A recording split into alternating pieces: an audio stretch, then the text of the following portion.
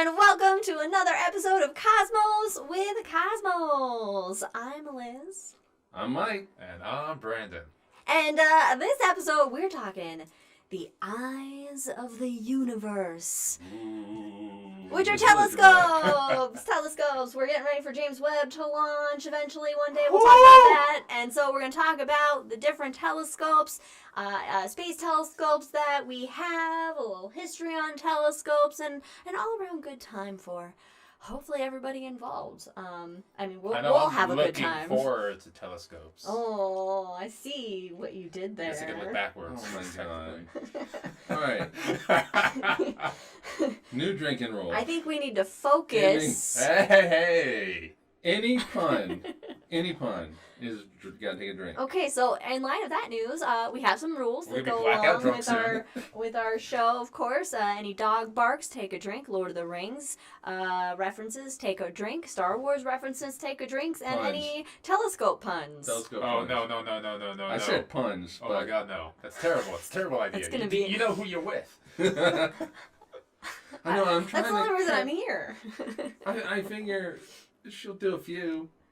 I do, yeah. And we take those All drinks. right, we'll see. We're trying we'll to cut, see. instead of 100, we'll cut it down to 25. Okay, that's reasonable. It's reasonable. I'm going to forget all about this rule. Of course, as always, follow us on all the things at Drinking Cosmos, on Twitter, Cosmos with Cosmos, on everything else. And, of course, the piece de la resistance of, of the show is our drinks. Oh, yeah. Can't have a Cosmos with Cosmos without some drinks involved. So I'm going to kick it off with you, Fancy Physics Man. Fancy Punky Physics Man. It's because I have the longest drink name, right? Oh yeah, you do have a long drink name. All right, what drink you got? Anyway, I am having the Spherical Aberration, the Spherical Bastard of Telescopes. Yep. Nice. What is in that Spherical Bastard Aberration of Telescopes? We have orange juice. We have a little bit of cranberry juice. Mm-hmm. We have vodka, Aperol, triple sec, club soda in there. And instead of an ice ball, we have a cranberry ice ball. Ooh. So we're drinking the same thing. Oh. Basically, yeah. Yay! Except I wanted to call mine the Eye of God. So that's what I'm calling it. So see, it's a smaller glass. You can see its eyeball real well. See that pupil right there? Eye of God. Eye of God. Well, I'm being an individual because that's what Black Flag would want me to do. So I have a different drink. I have the Hydrogen Alpha drink, which is my classic cider and bourbon. You know what? But our drink looks more like what you'd get from Hydrogen Alpha. That's true. The red More. filter. Yeah. The red filter. Yeah. Mine's like if I had an HF filter, but it broke. All right, cool. Well, we got our drinks. So I guess let's I don't know what you want me to... let's continue on into the meat of the show about telescopes. So we'll first start with a little history on telescopes, a little back for it. Maybe what a telescope is. I don't know how. It's a tube. It's a tube. It's a light bucket. It's a light bucket. It's a light bucket. Its job is to collect light and then show us things we can't normally see. You know, that's the episode right there, folks. That's it. That's all. Well, let's go back to Hans Lippershey's patent. Ah, good old Hans. His patent application. He says a telescope is for seeing things far away as if they are nearby. Oh, well, I guess... Hey, to the point. Yeah, I guess To the that point. is yeah. Yep. That's a telescope. Objects in mirror may appear closer or farther than they appear. Than they appear. Yeah. Yeah. Put that on my telescope. All right. Well, so in 1608, Hans Lippershey from the Netherlands, he creates a telescope. Okay. And did he call it a telescope?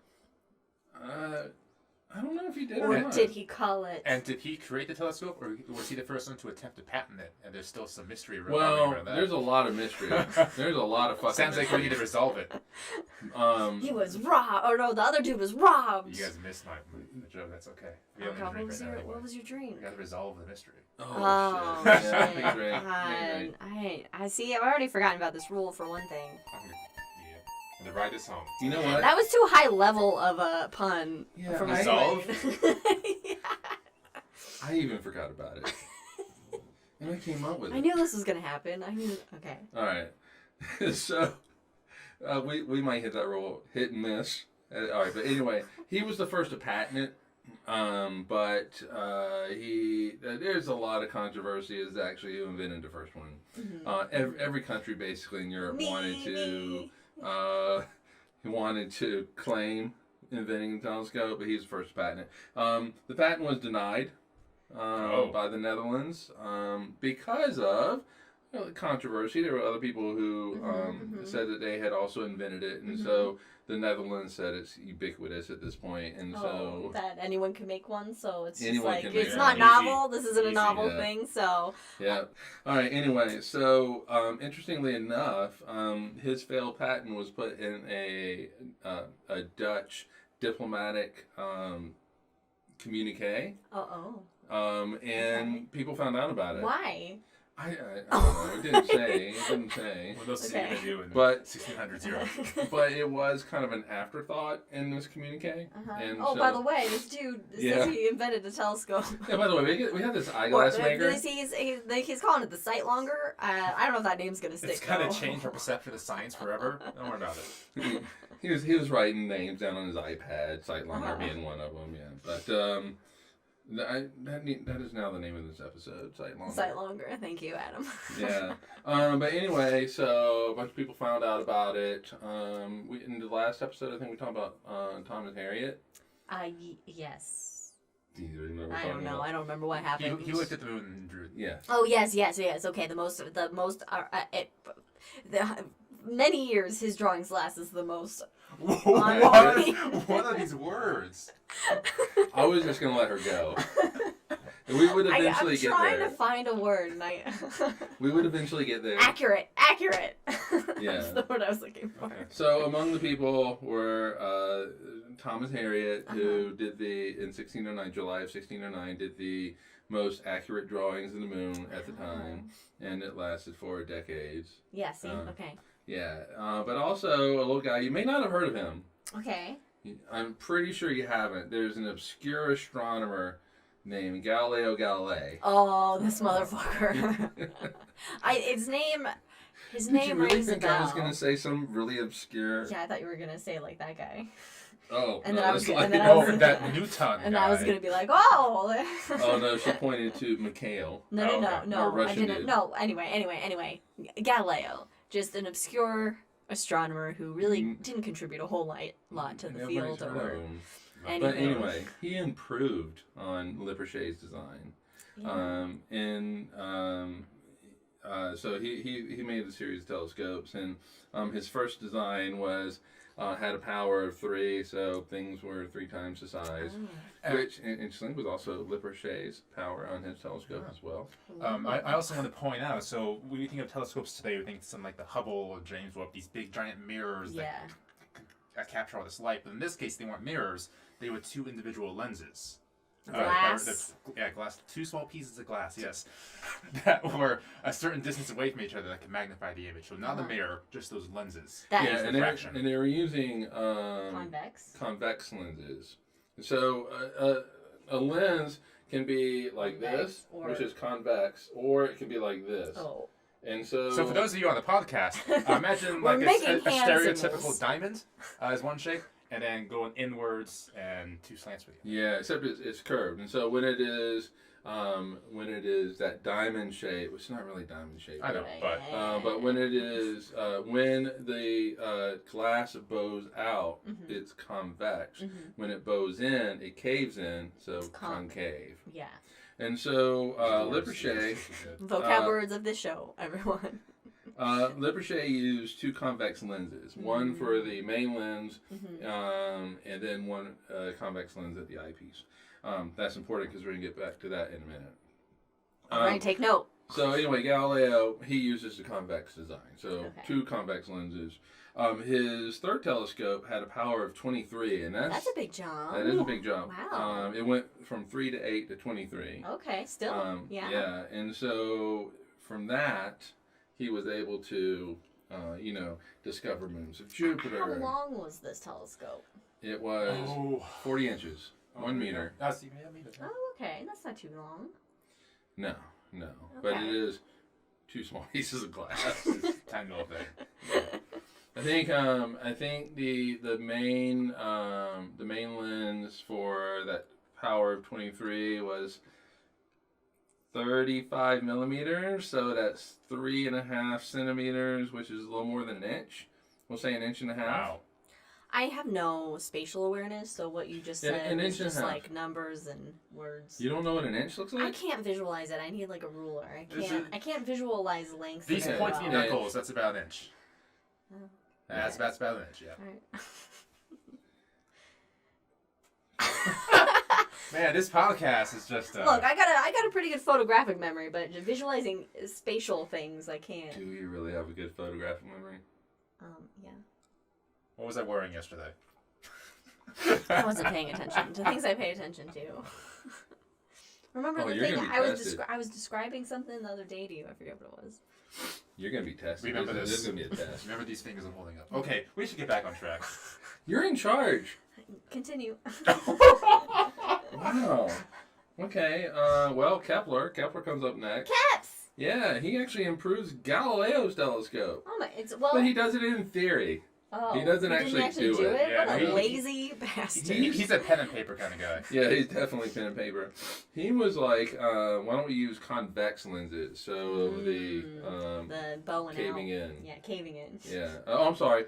No, it was concave. There we go. He was using concave. He was using concave lenses.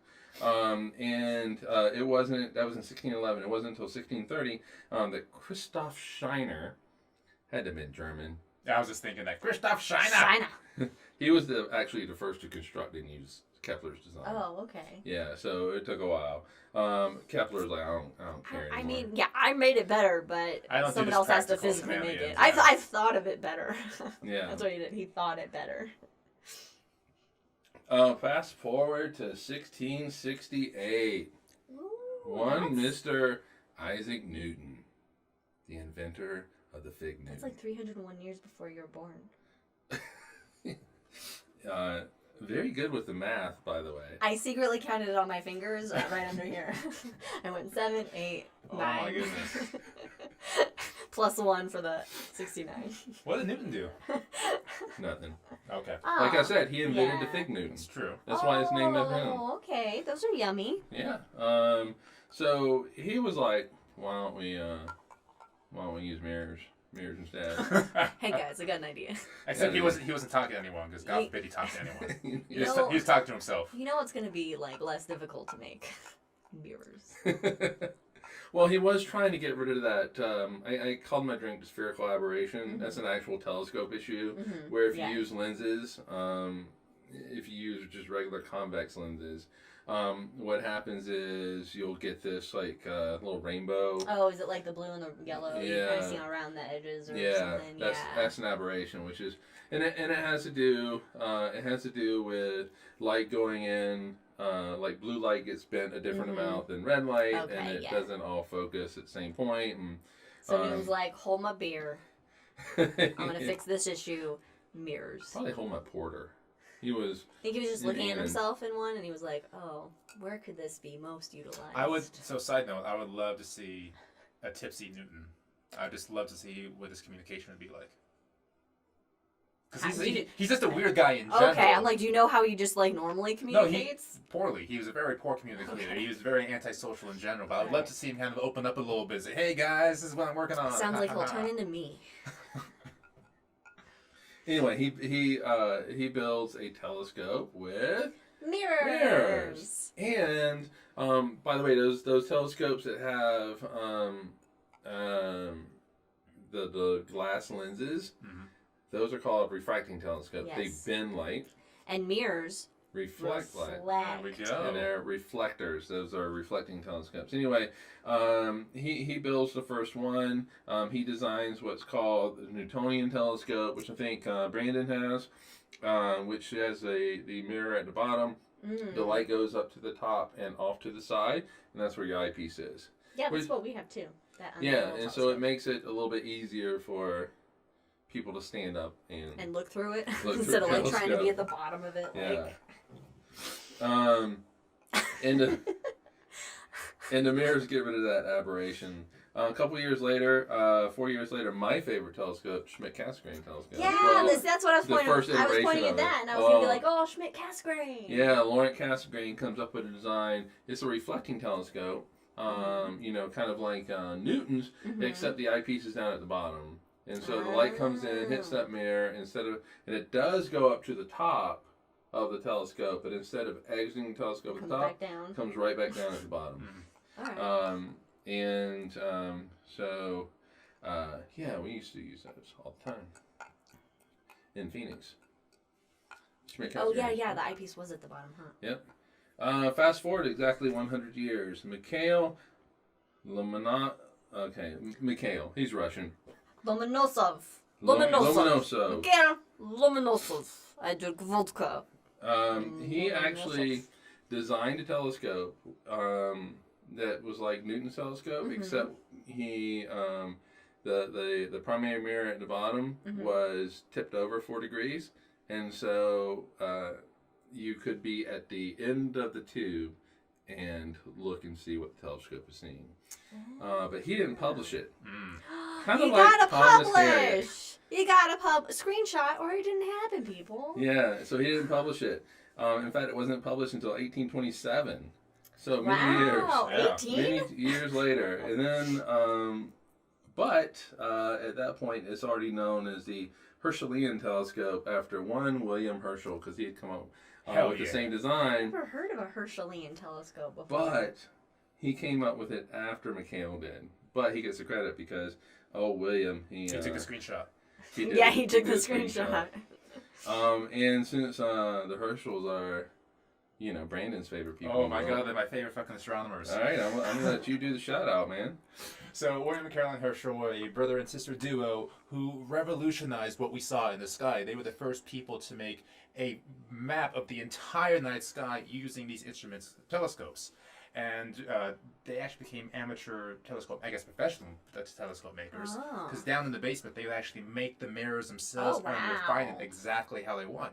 So they got bigger and bigger and bigger mirrors, and these became huge contraptions that were, given funds by the royal court, I guess we would say. Until it became so big and so expensive that the guys were like, no, you can't do this anymore. So he actually had to downgrade himself, because it was so difficult to make, number one. And number two, it's so difficult to align to the stars and make, these drawings. Because they don't you gotta move it. Yeah, they can't scan the sky and just move it with Earth's rotation. You have to physically move it yourself, which is difficult to do. So when this thing is 10, 15, 20 meters long, it's impossible. Wow, so they're just a little ahead of the technology available to make those telescopes. Yeah, but he and Caroline have the first map, we can call it, of the Milky Way galaxy. They had such great images with the telescopes, and they drew what they thought at the time as the entire universe. But it was basically just the bands of the Milky Way. Yeah. And it's a really cool image to see if you want to go look at that Caroline William Herschel map of the universe. That's cool. It is really neat. Karen just brought up the bigger the better, which for telescopes is what you want, yeah. The bigger the light bucket, the more light you can collect, the more you can see. Yeah, so the wider it is, the more light. The longer it is, the longer the focal length, and so you get better resolution. No drinking, because that actually is though. It's legit. No, we don't. We definitely don't. And we don't have to worry a whole lot about various atmospheric effects and weather on the planet, because now we got telescopes in motherfucking space. But why would we want to put telescopes in space? Because it looks fucking cool. Because what I just said, weather and our atmosphere mess shit up. Yeah, but what if it's a clear day? Yeah, I mean, first of all, it's cool. Because it's daytime and you can't look at the space in daytime. What if it's a clear night? The atmosphere. Okay, so... Yeah, I mean, it's fine. I had a whole bit about putting sharks in space, but we're going to let that go now. All right, the reason why you would want to put a telescope in space above the Earth's atmosphere is because the atmosphere is a problem. That's what I was just saying. But you didn't say why. The atmosphere is turbulent. Twinkle, and so, twinkle, little star. Yeah, exactly. The same thing that makes the stars twinkle. kind of messes up your telescopic It's like when you're trying to views. take a picture of like your pet, and then they move. Like they're in the cutest pose for like Yeah. 5 minutes, and then as soon as you take a picture, they like move a little bit, and you're like, And you get a little blur. you're like, God damn it, But it's constantly moving. you know? Yeah, so, but the clearest place to go is actually above that atmosphere. Mm-hmm. And that's what they do with like Hubble, Spitzer, and all this kind of With stuff. all the various, which is why they're called space telescopes. Space telescopes, exactly. But also, the atmosphere, thankfully for us, Well, filters out a lot of like gamma rays and X-rays. And so we ultraviolet can't light. really see those if we are trying to use ground-based telescopes. Right, and so that's why some of our modern observatories really the only place that you can put a gamma ray telescope observatory is up in space. Some would say they're great. Okay. Okay, Liz. They're great observatories. All right, so space telescopes. Let's do Let's it. talk about some of them. So we have different types of space telescopes up there that utilize different wavelengths of light based on the things they want to study. So first, we're gonna talk about a couple gamma ray telescopes. Which gamma rays? What's a gamma ray? It sounds super cool. So good. It's the high energy light that will kill you Yeah. real fast. Oh yeah, well, yeah. Or real slow with cancer. Oh yeah, depending on Either way. your exposure. I Either way, suppose, it's gonna kill you. And so, by the way, the telescopes that we're focusing on are, at least that I've put in our notes here, are NASA telescopes that are currently active. That's fair. Okay, so because I mean, really, there's so many and so many good past ones that we could go all day, as we always do. Gamma rays. Gamma rays, grandma. All right. So these gamma ray telescopes, they're gonna collect and measure high energy gamma rays from space stuff, from astrophysical objects. From all over the universe. From all over the universe. So one of them that we have up there is the Neil Gehrels. I don't know how to pronounce that. I'm just gonna go with Gehrels. Gehrels. Say it with confidence. Gerbils. Swift. No, not. Don't say that. No, don't say that that's one. not what it was. Oh, no, that's No. Goebbels. Well, don't say. Neil Gehrels. Swift Observatory, the NGSO. There we go. How about we do that? Well, there's no acronym for it, though, actually. I guess maybe just Swift Well, you just Observatory. made one. So it's like a 3 telescope based observatory. So it doesn't just utilize, it's not just a gamma ray telescope, but it also has UV invisible light capabilities as well to it. Basically its job is to study gamma ray bursts, or GRBs. GRB. And they're fast ones too. Fast GRBs. Which is probably where the Swift name comes in, but I'm going to talk about that in a second. And then monitoring the afterglow in X-ray and then UV invisible light to basically kind of measure, just kind of what happens throughout all those processes. I got it. I'm fine. Yeah, but now all the audience knows that you're low on your drink too. That's okay. It's a small glass.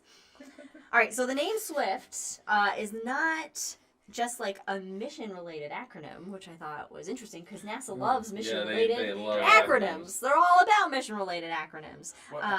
But rather a reference to the instrument's rapid slew capability that allows it to move fast so it can capture shit. So it's Swift. And also after the nimble swift bird, a bird of the same name. It didn't. I- Really? yeah. There's Seems- a bird called that seems Swift? tangential. Yeah. Like- Look, it was on Like Wikipedia, they so were it's trying to tie 100% it legit. in. Let's be kind of cool if you name after this bird. It has the same name. The swift bird. I mean, they could have called it like Rapid Slew. It would have been like the RSGT, Rapid Slew Gamma Telescope or some bullshit. Sure. All right, anyway. Right. All right, so it has the 3 instruments on it just Could have because. called it Quick. Yeah, quick. They could have called it Fleet. Yeah, but they were like swift like the bird. There's a lot of words in the thesaurus that we could attribute to this? True. Yes. All right, cool. Okay.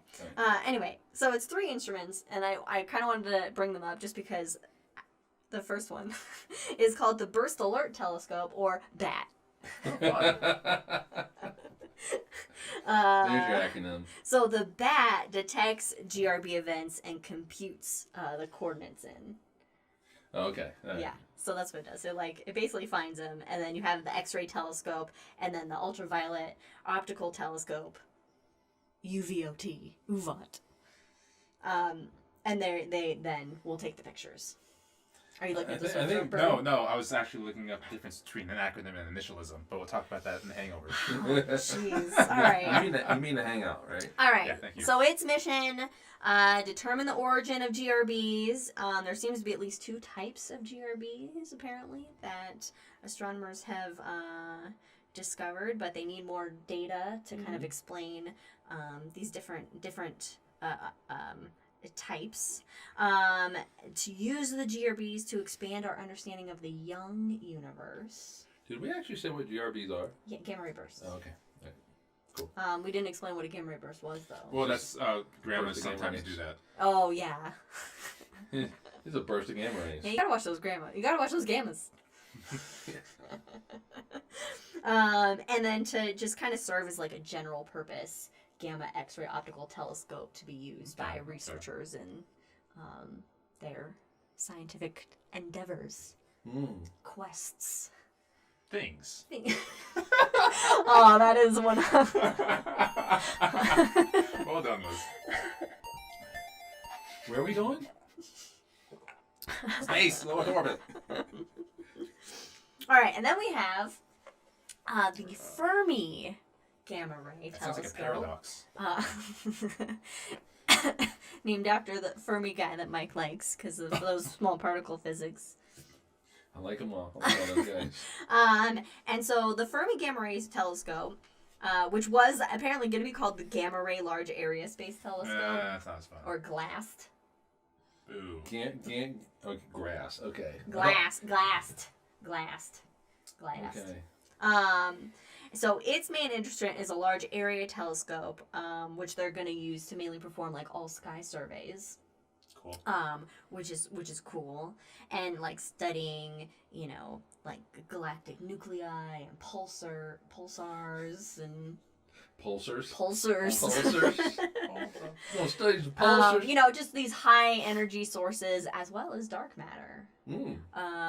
And its major discoveries came when it detected a pulsar in the CTA1 supernova Cool. remnant. That's cool. And it appeared to emit radiation in gamma ray bands only, which was the first of its kind ever detected. Oh wow. Which is pretty cool. And this new pulsar sweeps the Earth every 316.86 milliseconds and is 4,600 light years away. That's so insane. Is there? Did they have? We can't even. Do they know why it was only in gamma rays? I just got just a snippet of what. No, I don't have further explanation. That's all you have to say. No. And then another of its discovery is the Fermi Bubbles. The Milky Way's Fermi Bubbles. So cool. that 2 gamma ray and X-ray emitting bubbles were detected around the Earth's and solar system's galaxy and the Milky Way. Oh, okay. But So not those- around the Earth. It's No, I'm actually, sorry, I shouldn't. Yeah, wait a I was minute. about to say, I think this is black hole related. No. So they're called the Fermi Bubbles. Yeah, these are black hole related though. Yeah, and they extend 25,000 light years distant above and below the galactic center. Yeah. So Another reason why black holes are cool. So the Fermi Gamma Ray Telescope detected those for the first time. Neat. Which is It's awesome. Fermi bubbles. Fermi Bubbles. Our galaxy's blowing bubbles. Oh yeah. I never actually kind of thought of it that way. That's how it sounds. There's no sound in space, Brandon. Actually, it's a black hole that's blowing bubbles. That's true, yeah. It's just having a grand old party in the Big center of the fucking galaxy. bubbles. It's just gotta entertain itself somehow when it's not, chomping. Well, really, it's like the accretion disk of the black hole, right? No, it's no. Well, sort of. Yeah. I mean, because Take it away, fancy physics man. well, the accretion disk helps create this magnetic field, Right. And so most of the material in the accretion disk falls into the black hole, but some of it actually gets caught up into those magnetic fields that point above and below the black hole, and that is what's creating those. And so the black bubbles. hole's like bubbling over. Yeah, the accretion disk is bubbling over. Yeah. I love it. Okay, cool. All right, so next type of space telescope we have are X-rays. Do it, Mike. We all made X's with our arms. X-Force X-rays. Did you guys practice this? No, we earlier? didn't. No, but it does seem just like the natural thing to do. X. All right. The first one is a popular one. Where I'm sure we're familiar with it. You may have heard it yourselves, listeners at home, and that is the Chandra X-ray Observatory. I knew you were going to do that. So it is sensitive to X-ray sources. I know. Surprise! 100 times fainter than any previous X-ray telescope. Oh, cool. So it's the most sensitive. Yeah, it's It's it's like a little Jackie man, a little Jackie dog. It's just Like sensitive. Leia. Leia is Leia. Leia is super is sensitive. 100 times sensitive. More That's sensitive true. than Jack or anybody else. And that's because it has a super high angular resolution of its mirrors. Oh, of course. You know, naturally, because that's how telescopes work. And it's one of the great observatories. What does that mean? You're loving that. What does that mean, one of the great observatories? Well, the great observatories are the pioneering telescopes that, among the family of great observatories, are the Hubble Space Telescope, the Compton Gamma Ray Observatory, which I've never heard of, so that's fine, and the Spitzer. Oh, yeah. Spitzer Space Telescope. Yeah, the 4 great observatories. And so Do we need to make that 5 now? Well, I'm not sure if that was just a generation of telescopes. They all came within a really short time of each other. Okay, so maybe it's So just maybe a it's like generation. a generation of telescopes All right. that came out. It's the greatest generation. Well, that's coming up. Telescopes. Hopefully. Yeah. All right. Some discoveries of Chandra. There was a ton. There was the whole list, a long list of discoveries. So I narrowed it down Do to it in rap still style. kind of a long. I can't rap. Look at me. I don't see color. Okay. All right. So it took the first light image of supernova remnant Cassiopeia A. Okay. Which is pretty cool. It's a really cool image, so Google it. And it gave basically astronomers the first glimpse of the center, which is either like a pulsar or a black hole. Oh, cool. Cool. Which is neat. And then for the Crab Nebula, which is another supernova remnant, it showed never before seen ring around the central pulsar and jets that had only been partially seen by earlier telescopes coming from it. Yeah, and didn't it show it like pulsing? Yeah, I was going to bring it up because Chandra's been up there for more than a couple of years. It's been able to see objects for many years at a time. And so when an object like a supernova is expanding, you can actually see that expansion through time. And then astronomers can measure it and calculate actually how fast that gas is expanding. Yeah. And to see that like in picture form, it's just mind-blowing. It's really cool. Okay, so then it also had the first X-ray emission that was seen from the supermassive black hole that we know fondly as Sagittarius A star at the center of our Milky Way galaxy. Yep. It's our home That's black ours. hole. That's ours. It's the one that made the little Fermi Bubbles. Look there, and that black spot. That's ours. That's it. That's nothingness and everything. It's nothing that will ever be. It also showed for the first time the shadow of a small galaxy as it was being cannibalized by a larger galaxy in what is the best scientific term ever, galactic cannibalism. I say some spaghettification. Well, you know what's funny? If you look at like the tadpole galaxies, they kind of get stretched out by their own gravity. So it's like the galactic cannibalism is spaghettifying the galaxy. Oh, 2 in 1. 2 in 1. I like that. Also, I want to point out how cool it is for seeing the shadow of a galaxy. Yeah, the shadow of a galaxy. Cool. Yeah, I haven't seen this picture. I'll see. I know. I gotta look this picture up. That's my new metal rock band is Shadow of a Galaxy. Galaxy Shadow. Galaxy Shadow. I don't know if that's a good one, but okay. What's this new metal with the N-U? Oh, fuck that. No. What's the element on the periodic table that's in you? Is there one? Nuon. No. I don't know. I know. I was making shit up. I don't know the periodic table. I know hydrogen is up in this top corner over here. And Einsteinium helium is maybe in this corner, or they're reversed. Yeah. I don't know. Hydrogen, helium. Yeah, so they're there, and then it's just lithium. A pattern of squares below it. With letters. Yeah. All right. Okay. Three more. For Chandra, nearly all stars on the main sequence are X-ray emitters. Oh, cool. A large halo of hot gas was found surrounding the Milky Way. Okay. So, it might be lactose intolerant. Because it's the Milky Way. Yeah. She's taking a well-earned drink. Oh, God. Hubble's constant, measured to be 76.9 kilometers per second /MPC. I don't know what the last one is. Megaparsecs per megaparsec. It's basically, you're talking about the expansion rate of the universe. All right, yeah. So it measured that. It did that thing. And lastly, in 2006, Chandra found strong evidence that dark matter exists by observing supercluster collision. Oh, cool. That's cool. And that's just some. That's just like. That's just the highlight. That's just some of them. It's done. It's like a Tuesday. It's done so many other things. So it should get a Nobel Prize. It should. Well, actually, it's named after a Nobel Prize winning Indian American astrophysicist, Chandra, yeah. Chandra. Well done. Yeah. All right. So another X-ray telescope, which has. Now this is your new metal telescope because it's New Star, spelled N-U star. Thank you for refilling my drink. And not by the microphone because Mike hates that, even though I love the sound of a drink pouring in a microphone. Oh, it's a good sound. Yeah. It's a good sound. I'm not saying it's not a good sound. I enjoy the sound. Anyway, so New Star, it uses a conical approximation. Conical, new word. Is it Conical. Mike went well actually on you.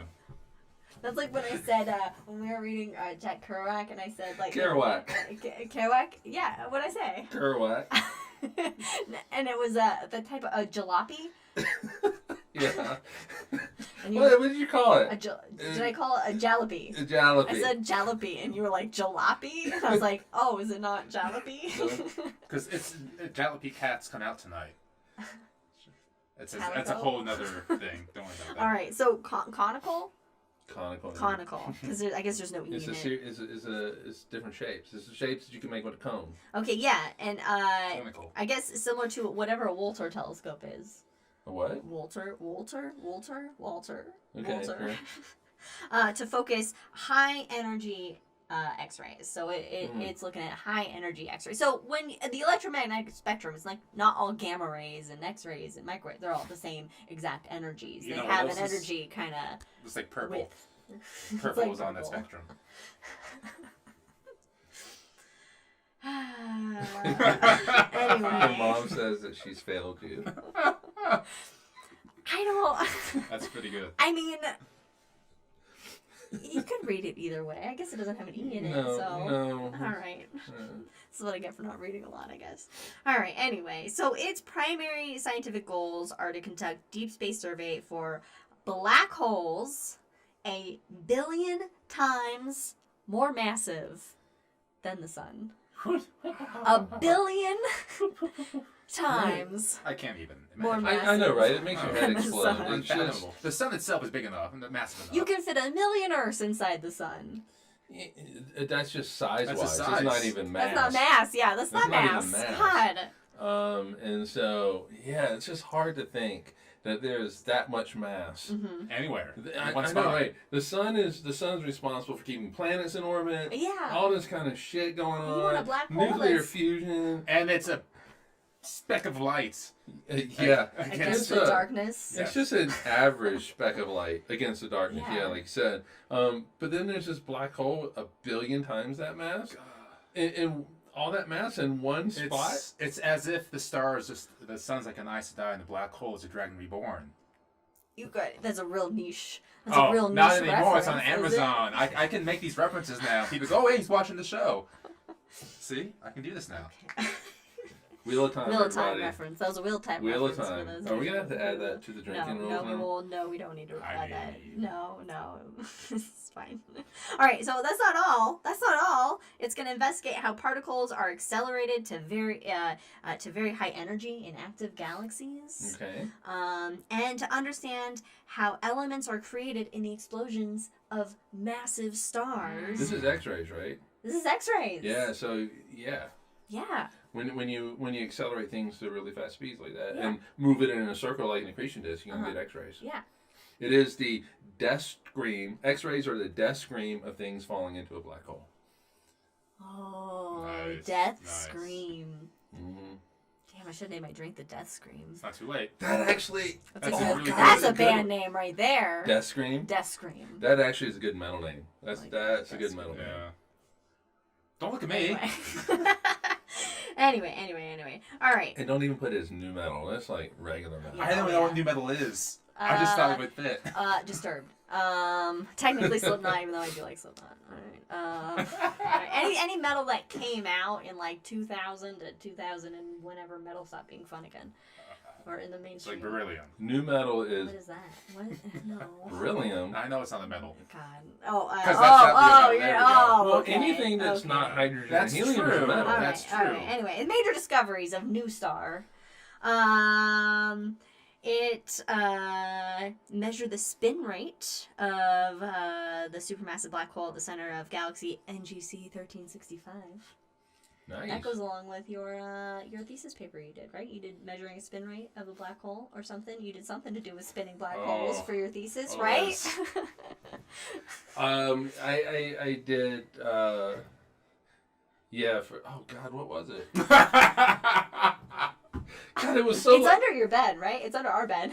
Yeah, it was like 20 years ago. His thesis. And yeah, Yes, you worked out. Yeah, mine. I did black holes. You did something with spin.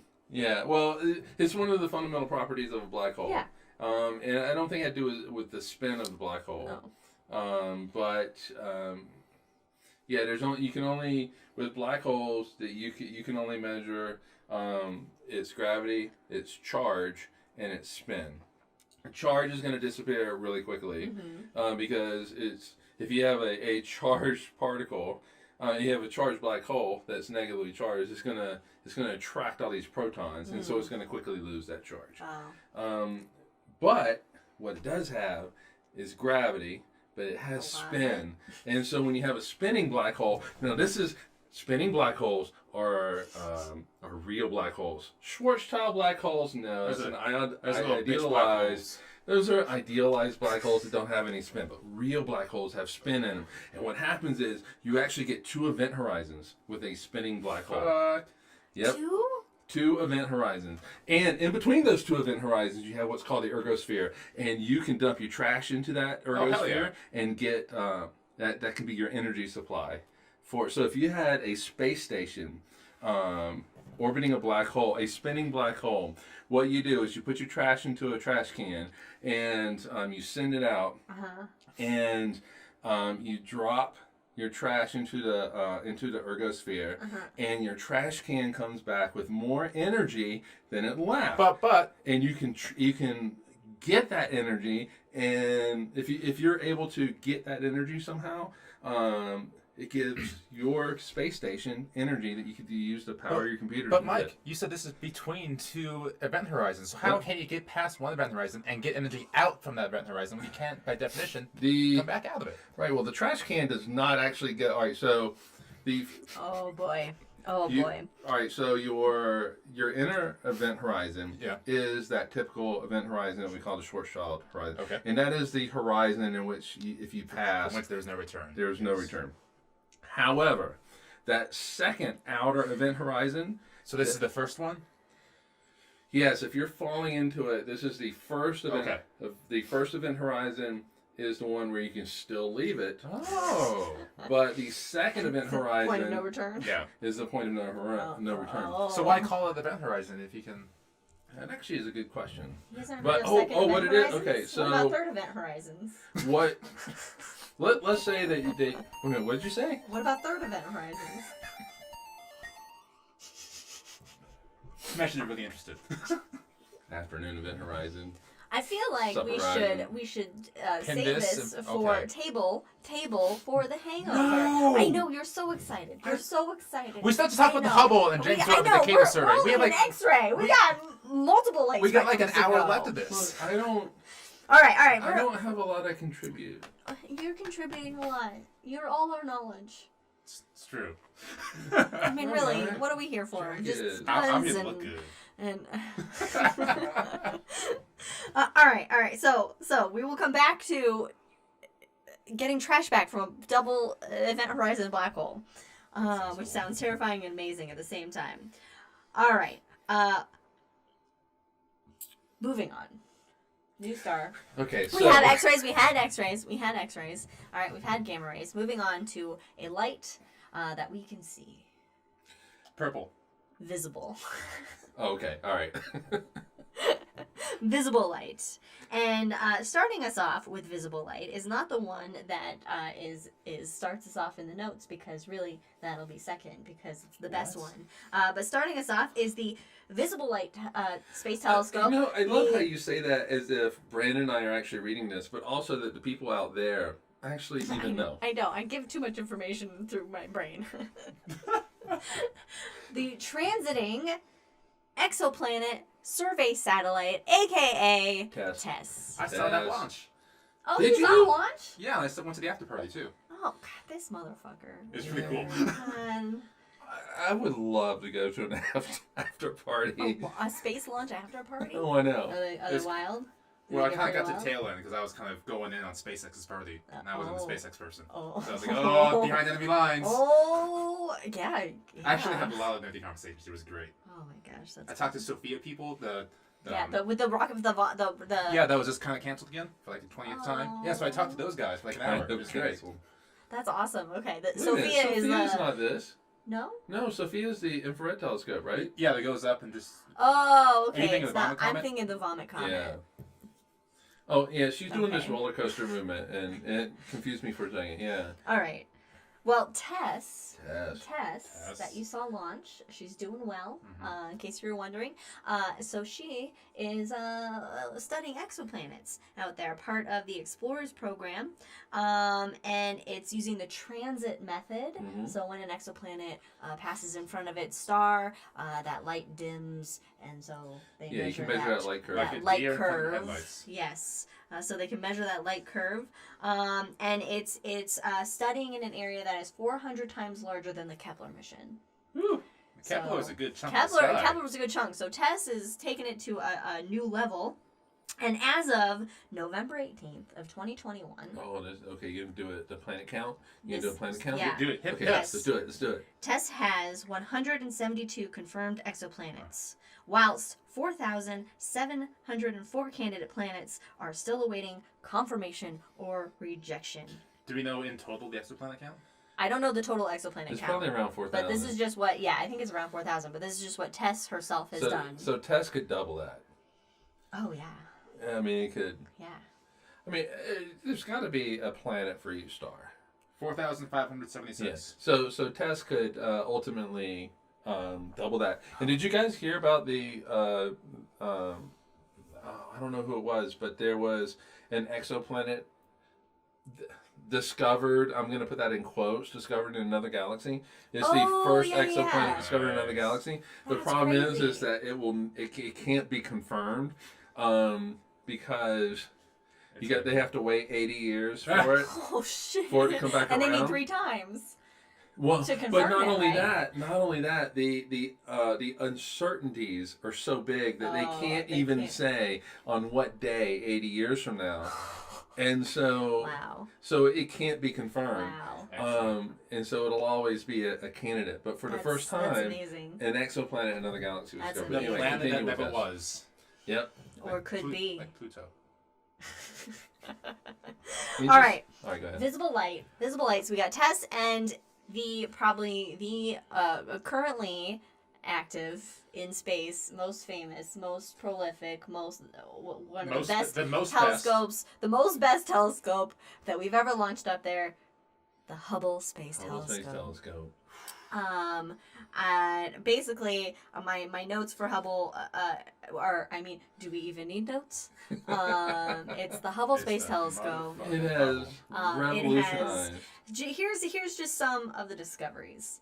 Again, some of the discoveries. These are the highlights. These are the highlights Top from of the Hubble. resume. What Hubble has contributed to our knowledge of the universe. Mouse pads.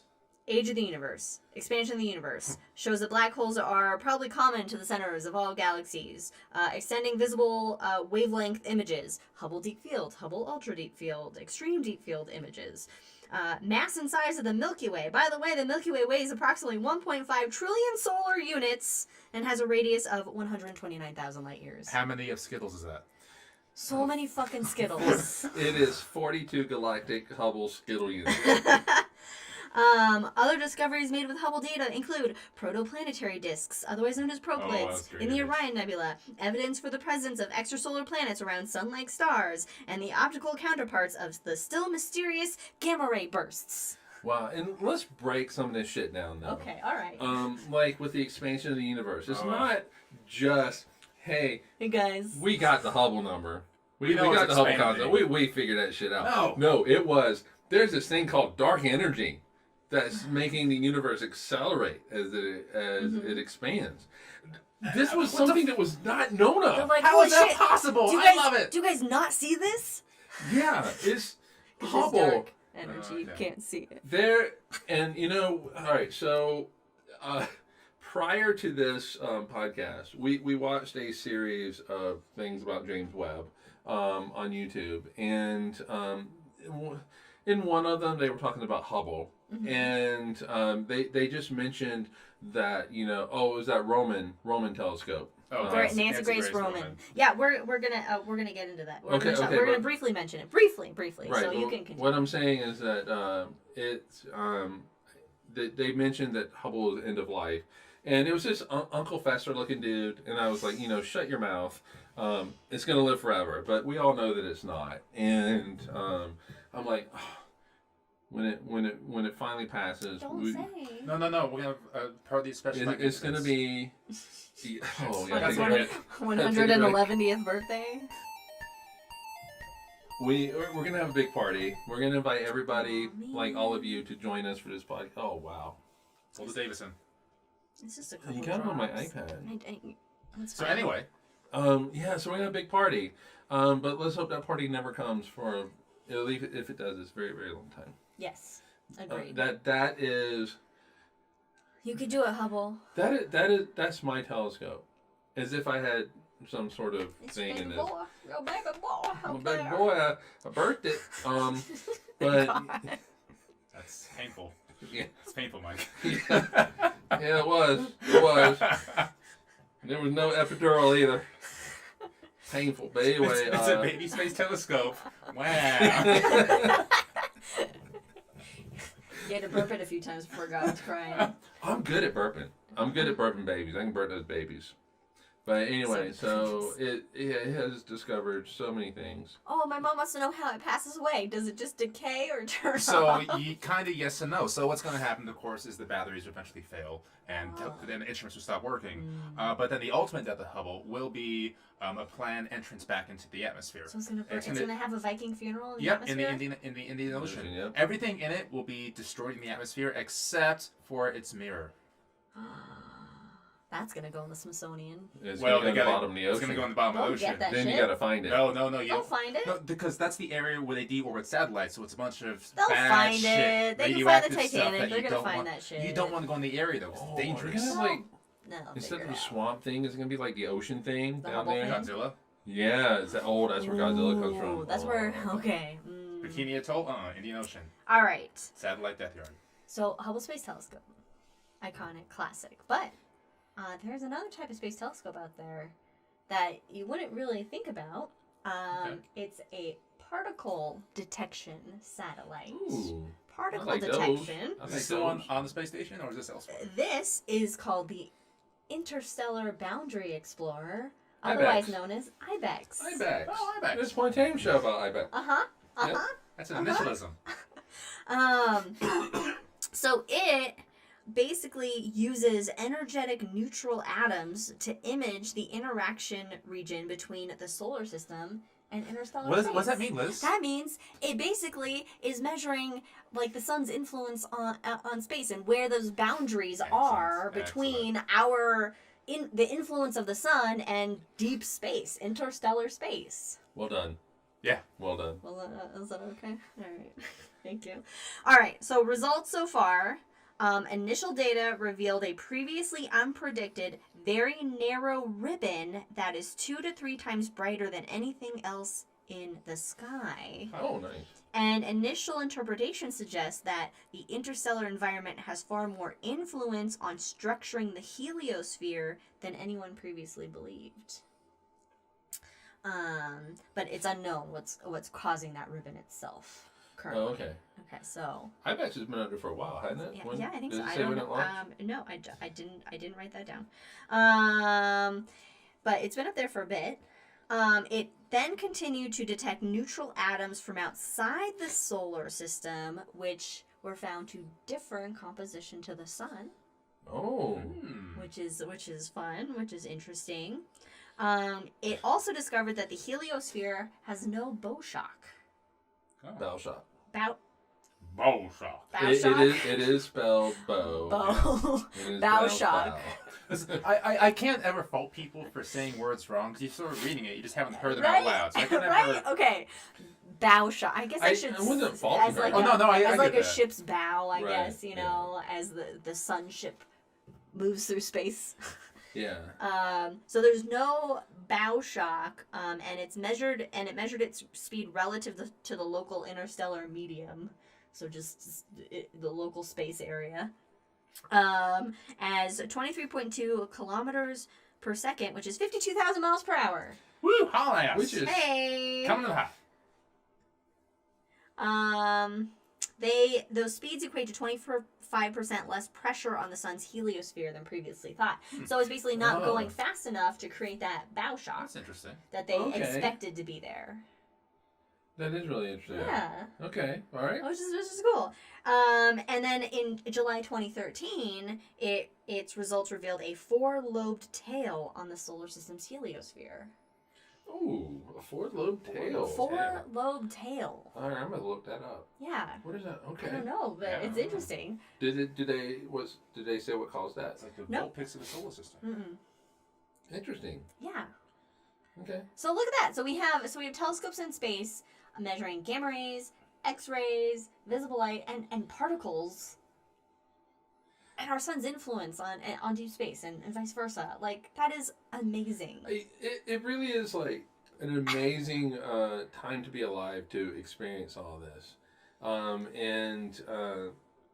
mean, Galileo would have never envisioned this. Right, but I think this is a conversation for the hangover. Yes. Are No, you, go are you, ahead. are you stopping me? No, I'm agreeing. So we always say but- this is no. You can end with the Descartes quote. Ooh, Okay, nice. well, no, but I want to just, And then I'm we just going to highlight that real and then fast. we need to talk about that as well. All right.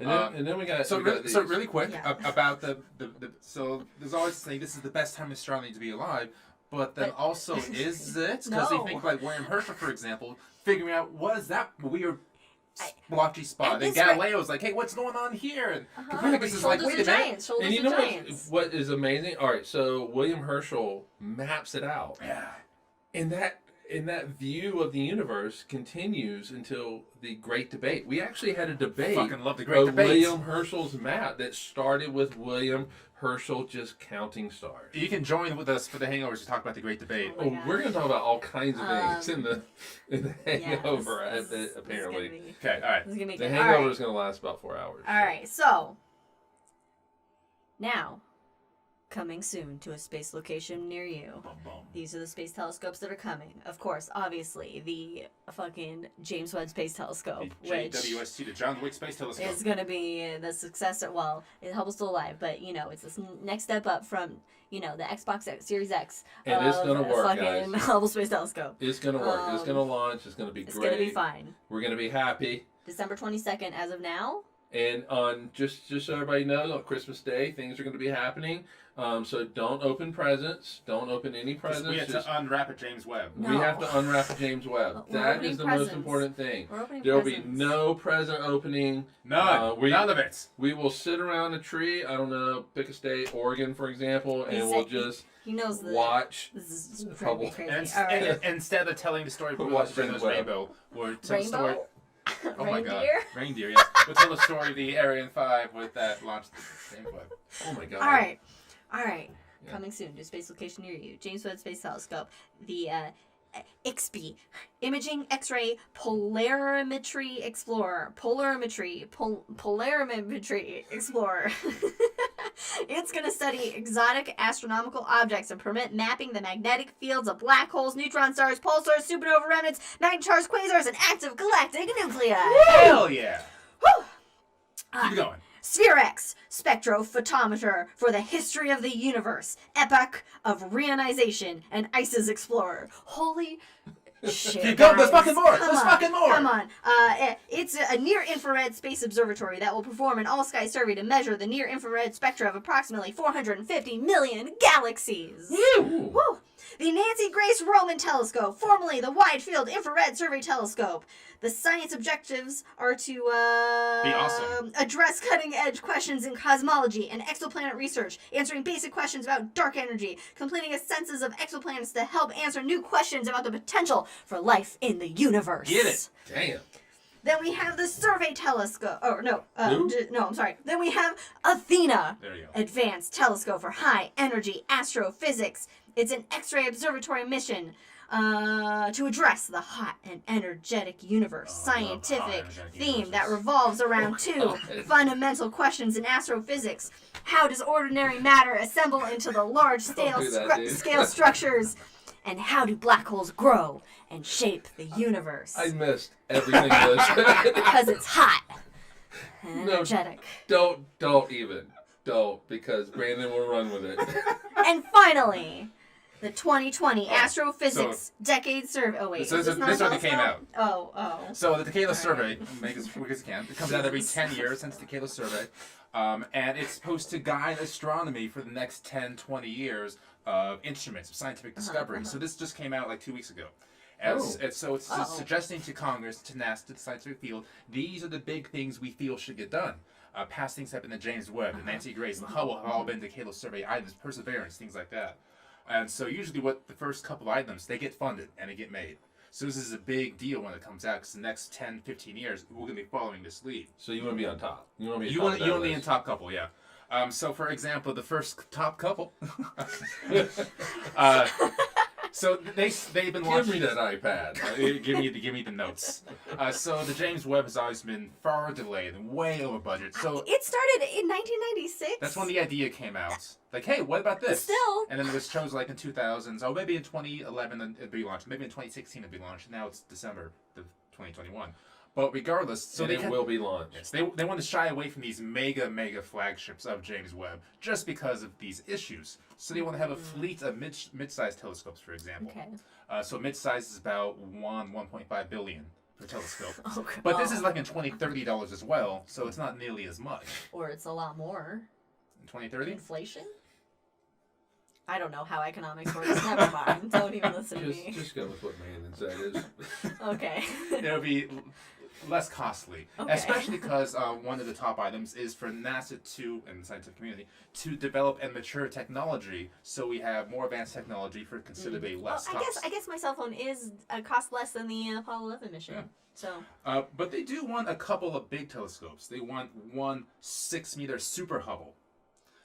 A big super Hubble. That's what James Webb is. Well, James Webb's more in the infrared, so Hubble's happy and visible light. Okay, a super Hubble. And that'd be about 11 billion for the 2040s. That's how much the Olympics cost in Russia. $11 billion. The what? The Olympics in Russia cost $11 billion. Yes. In Sochi. You can have an Olympics, you can have a fucking super Hubble. I will take a fucking super Hubble. That is, I was not expecting that is bit of just a information nugget to come of out. random information I was not expecting that I would use in planetarium shows when talking about the Mars rovers. Okay. Oh, that was okay. Yeah. And they also won the Cato Survey, a 20-foot space telescope to detect biosignatures of Earth-sized exoplanets. Oh, nice. Which is cool. Biosignatures. That means life! Life finds a way. Yeah.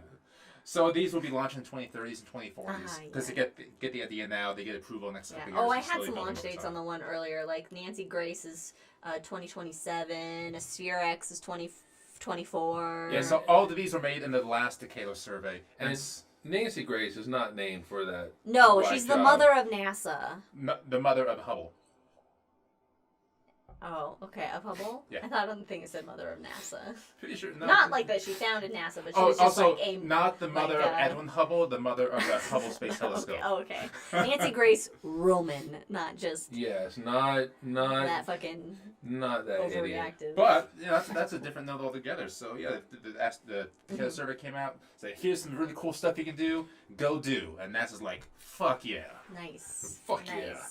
I'm sure that's exactly how they said it, too. Oh, I'm positive a couple of JPL guys was like, fuck yeah. On that note, everybody, by taking our sense of sight far beyond the realm of our forebears' imagination, these wonderful instruments, the telescopes, open the way to a deeper and more perfect understanding of the universe. Rene Descartes, everybody. And that's this episode of Cosmos with Cosmos Telescopes. Woo! Eyes of the Universe. Oh, please stick around with us. We got. Yeah, stick I around. don't know where we're going. It's gonna be so much Stick fun. around for the hangover, but otherwise follow us on all the things at Cosmos with Cosmos on most things and at Drinking Cosmos on Twitter. Tell and your you friends. can find us on Spotify, Anchor.fm, and various other podcast platforms, and of course on the YouTube. So for now, thanks for joining us. And we'll either see you in the hangover or we won't. But hopefully we will. But take care, be safe, and Stay safe. thanks for joining us. Bye, everyone. Peace out. Get the booster, everybody.